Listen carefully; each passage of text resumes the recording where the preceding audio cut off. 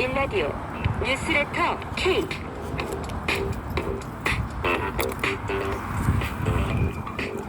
안녕하세요. 뉴스레터 K 진행하는 전종철입니다. 윤석열 대통령 측이 공수처의 체포영장 집행 시도와 관련해서 무효인 영장 집행에 따른 수사에는 응하지 않겠다면서 차라리 기소를 하거나 사전 영장을 청구하면 법원 재판에는 응하겠다고 밝혔습니다. 법원이 윤 대통령에 대한 체포영장을 재발부한 가운데 2차 영장 집행을 앞두고 공조본의 고민이 깊어 보입니다.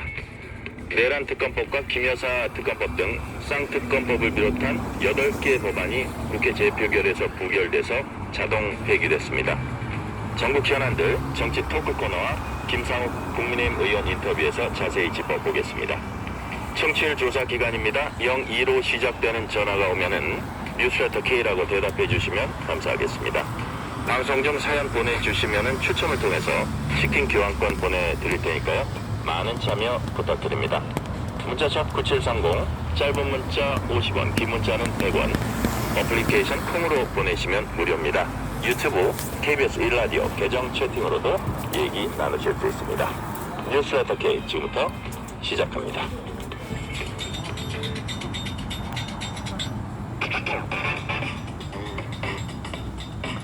뉴스레터 K 정치 토크, 조혜진 전 국민의힘 의원, 홍익표 전 민주당 의원 나오셨습니다. 어서 오세요. 네, 안녕하세요.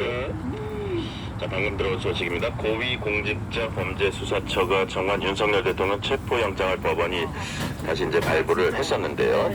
체포영장 집행 관련해서 윤 대통령 변호인단은 무효인 체포영장에 의해 진행되는 수사엔 응할 수 없다. 차라리 기소하거나 아니면 사전영장, 즉 미체포 피의자에 대한 구속영장을 청구하면 법원 재판에 응하겠다.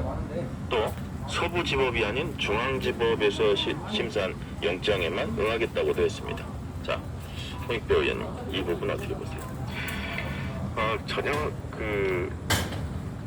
비상식적인 입장입니다. 왜냐면 예를 들면 체포영장을 응하지 않고 구속영장을 응하겠다. 영장을 선별할 수 있는 건 아닙니다. 피의자가요. 예를 들면 일반인 자연인의 경우 검찰이나 수사기관이 이 압수수색 영장 또는 체포영장, 구속영장 등등을 청구해서 법원으로부터 발부가 됐지 않습니까? 그래서 그것은 이미 그 법적 정당성을 갖고 있는 거예요. 절차적 정당성을요. 그거를 피의자 스스로가 나는 구속영장은 응하겠지만은 체포영장이나 압수수색영장을 안 하겠다. 이걸 할 수 있는 권리가 없어요. 그리고 법원 역시 마찬가지입니다. 수사기관과 법원이 판단해서 영장을 청구하고 그것에서 발부하는 것은 전적으로 법원과 수사기관의 권한이에요. 그러니까 예를 들면 지금 이 얘기는 중앙지법은 안 해줄 건데 서부지법이니까 해줬다, 이런 이상한 전제를 깔고 있는 거라고 봅니다. 만약 그렇다면 이미 대법원 내에서 이게 문제가 됐겠죠. 법원이, 판사들이라는 게 물론 개별 판사들이 각자 매우 독립적인 판단을 하는 것은 맞지만 비상식적이거나 법에 어긋나서 누구는 영장을 발부하고 누구는 안 하고 이런 게 아니거든요. 그래서 이미 서부지법에서 발부된 영장은 정상적인 법적 절차 정당성을 갖고 있기 때문에 윤석열 대통령과 그 변호인단은 여기 응하는 게 맞습니다. 대통령 이전에 대한민국의 모든 국민은 법원 앞에 특권을 주장할 수가 없는 것입니다. 자, 발부된 체포영장인데 무효인 체포영장이라고 일단 그랬고요. 그래서 거기에 그걸로 인해서 진행된 수사에 응할 수 없다. 차라리 이제 구속영장 청구한 법원 재판에 응하겠다. 예. 자, 조혜진 의원님은 이 부분 어떻게 보셨습니까? 정상적으로 수사하고 재판하면은 해볼만하다는 판단이 깔려 있는 것 같아요. 그러니까 윤석열 대통령이나 그 변호인단 대리인단에서 제일 걱정하는 거는 이게 이성적으로 차분하게 법리적으로 법에 근거해서 수사나 재판이 진행되는 게 아니고 여론몰이 수사를 하고 여론 재판으로 가고 있다라는 거. 거기서는 제대로 이 위법 여부가 가려지지 않고 그냥 점토기로 분위기로 그냥 몰아가가지고 누명을 씌워가지고 처벌을 가할 것이다라는 그 부분이 제일 걱정을 하는 것 같아요. 그러니까 그 다음 날도 바로 민주당이 내란이라고 딱 선언을 해버리고 딱 규정을 하고 모든 이제 그 보도라든지 수사기관들이 그 분위기에 딱 그걸 전제로 해가지고 내란이라는 걸 전제로 해서 막 따라갔거든요. 네. 그러니까 이런 상황에서는 수사하고 재판이고 이거는 그 냉정하게 이성적으로 법리적으로 진행을 할 수가 없다. 그 상징적인 것이 이 체포영장입니다. 체포영장에 집착하는 이유가 민주당이나 또는 그 같이 그 호흡을 맞추고 있다고 보여지는 이렇게 공수처나 경찰이나 이런 데서 체포영장에 그 집착하는 이유가 거기에 있다고 보는 거죠. 윤 대통령이 잡혀 나오는 모습을 보여주고 싶다. 예, 그러니까 민주당 지도부가 이야기하는 거는 내란죄는 워낙 명백하다라고 이야기를 하는데 그렇게 명백하면은 사실 뭐 구속이지 안 해도 불구속 수사로도 또는 불구속 재판으로도 일정 연례적 유죄를 받게 하고 또 그걸 가지고 국무에서 탄핵을 인용받게 할 수도 있는데도 불구하고 이렇게 집착하는 거는 이렇게 해서 현직 대통령이 재벌에서 나오는 걸 갖다가 전 국민에게 또는 전 세계에서 보여줌으로써 이미 이쪽 편이든 저쪽 편이든 간에 딱 그냥 이 사람은 이제 죄인이다 라는 날개를 탁 찍어놓고 시작을 하면은 모든 게 이제 수사면 갈 수 있다. 수사면 수사, 탄핵 심판이면 탄핵 심판. 재판이면 재판. 예. 다 그렇게 갈 수 있다고 보고 여기에 집착한다고 하는 거죠.